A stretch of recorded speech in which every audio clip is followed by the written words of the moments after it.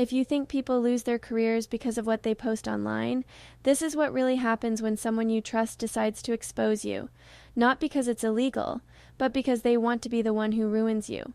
It wasn't always falling apart. My life didn't feel fragile back then. It wasn't perfect, but it was steady in a way that lets you breathe. We argued sometimes, like everyone does, about money, about time, about who was too tired to cook dinner, but we got along. We laughed in the evenings.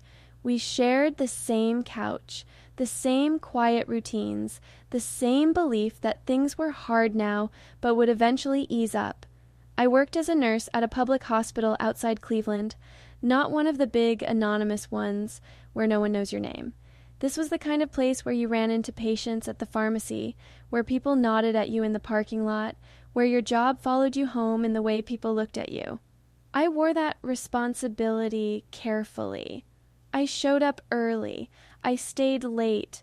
I learned faces, habits, fears. I did my job well, and I knew it. At home, money was the constant background noise. Not loud enough to panic every day, but always there. Like a low hum you can't switch off. My husband worked construction when contracts came through. When they didn't, we adjusted. We postponed things. We learned how to stretch groceries, how to pay the minimum, and promise ourselves we catch up next month. I sat at the kitchen table more nights than I can count, bills spread out in front of me, my feet cold on the tile, calculating the same numbers again and again, like they might change if I stared hard enough. The idea didn't come with drama. It came quietly, late at night, on my phone. I was lying in bed one evening, scrolling without really looking, my husband asleep beside me. The room was dark, except for the glow of the screen. I wasn't searching for anything specific. I just kept seeing stories, comments, people talking about money like it wasn't a constant emergency, about catching up, about getting ahead, about breathing. I didn't say the word at first. I didn't even fully think it. I just read, calculated, closed the app, opened it again the next night. My chest felt tight every time the thought came back, not from excitement, but from fear, from the feeling that I was standing near something dangerous and pretending it wasn't there. I told myself all the things people say when they're trying to survive. It would be temporary. It would be anonymous. No face, no name, no location. I wasn't trying to be seen. I wasn't trying to be admired. I was trying to stop that sinking feeling every time the mail arrived. I was trying to sleep without waking up already worried. The night I finally decided, my hands wouldn't stop shaking. I sat on the edge of the bed with my phone in my lap, my shoulders tense, my jaw clenched so hard it hurt. I had to wipe my palms on my sweatpants before typing because the screen kept slipping under my fingers. I chose a username that meant nothing. I avoided anything that could point back to me. No tattoos, no reflections, no background that could be recognized. I checked corners of photos, the way you check doors, before locking up for the night. I told my husband, before I posted anything, that part matters to me. We sat on opposite ends of the couch, the TV muted, the room quiet in that heavy way that comes before a hard conversation. I explained it carefully, like a plan, not a confession. I told him what it was and what it wasn't. He stared at the floor, rubbing his thumb along the seam of his jeans, breathing slow and shallow. He didn't like it, but he didn't stop me. He said, "If this helps us get through, then do it. Just be careful." I promised I would be. At work, nothing changed at first. I still pulled my scrubs on in the locker room, the smell of disinfectant sharp in my nose. I still tied my hair back the same way every morning, adjusted my badge, walked the same hallways. The monitors beeped, the carts rattled, patients complained about food and thanked me when I adjusted their pillows. I moved through my shifts the way I always had, grounded in routine. But there was a split inside me that I couldn't fully ignore. Two versions of my life running side by side, never touching. The money helped almost immediately. That's the part people like to pretend isn't true, but it is. Bills stopped stacking up. I paid things on time. I stopped opening my banking app with my breath held. The constant tension in my shoulders eased just enough for me to notice it had been there at all. I told myself that meant I had done the right thing. I told myself careful people don't get caught. There was one coworker who started to feel wrong before anything actually went wrong. Her name was Melissa. We worked the same floor, sometimes the same shifts. She was friendly in that sharp way, always smiling but never warm. I noticed her watching me once in the break room while I poured coffee. Not openly, just long enough for the hairs on the back of my neck to stand up. When I looked back, she looked away too quickly. I ignored it. Hospitals are pressure cookers. People watch each other. People judge. That's normal. Weeks passed, then months. Nothing happened. I started to believe I had pulled it off, that I had threaded the needle perfectly, that my private choices had stayed exactly where they belonged. I let myself relax, just a little. I stopped checking reflections so obsessively. I stopped feeling that jolt of fear every time my phone buzzed. The day everything broke didn't feel dramatic at first. It felt ordinary. Gray morning light. Rain streaking down the windows. My shoes squeaking faintly on the floor as I walked into the hospital. I remember adjusting my badge, the plastic warm from my body, thinking about nothing more serious than how long the shift was going to feel. Around noon, my phone vibrated in my pocket. I ignored it. We weren't allowed to check messages on the floor. A few minutes later, it vibrated again and again. The sensation felt louder than it should have, like it was echoing inside my chest. When I finally slipped into an empty supply room and pulled my phone out, my stomach dropped. Emails, missed calls, a message from my supervisor asking me to come to her office after my shift. No explanation, just polite wording and a tone that felt tight underneath. I stood there between shelves of gloves and gauze, staring at the screen while my heart slammed against my ribs. My mouth went dry so fast it hurt to swallow. I leaned my shoulder against the metal rack to keep myself upright, breathing shallow, counting without meaning to. I didn't know yet who had done it. I didn't know how. I just knew that something I believed was invisible had been dragged into the light. I finished that shift on autopilot. My body kept moving, even though my mind had already left. I checked vitals without remembering the numbers. I nodded when people spoke to me, smiled when it was expected, wrote notes that looked like my handwriting, but didn't feel like they came from me. Every sound felt sharp. The beeping monitors, the squeak of shoes on the floor, the low murmur of voices at the nurse's station. It all pressed in on me at once. When I finally walked toward my supervisor's office, my legs felt heavy, like the floor had thickened underneath me. The hallway carpet muted my steps, and that quiet somehow made everything worse. I remember the light in that corridor being softer than the rest of the hospital, warmer, almost kind. It felt wrong. She closed the door behind me, carefully. That sound stayed with me. She didn't tell me to sit down. She stayed standing. 2. Hands folded in front of her like she was bracing herself. She said my name slowly, the way people do when they're about to say something that can't be taken back. My fingers tightened around the strap of my bag until the pressure hurt. She said a concern had been raised. Then she said multiple concerns. Then she said something had been forwarded to administration. When she turned her computer screen toward me, my vision tunneled. For a second, everything else faded out. The desk, the walls, her face, all of it disappeared behind what I was seeing. Screenshots, my username, my body. I felt the blood rush out of my face so fast I thought I might pass out. My chest tightened like something heavy had been placed on it. I had to grab the back of the chair to keep myself upright, my hand sliding against the fabric.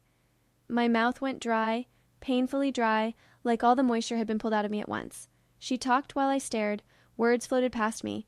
Public trust, professional boundaries, reputation, community standards. She said the emails had come from an anonymous address. Then she corrected herself. Addresses. Plural. Someone had sent links. Someone had included screenshots. Someone had made sure it looked intentional. Organized.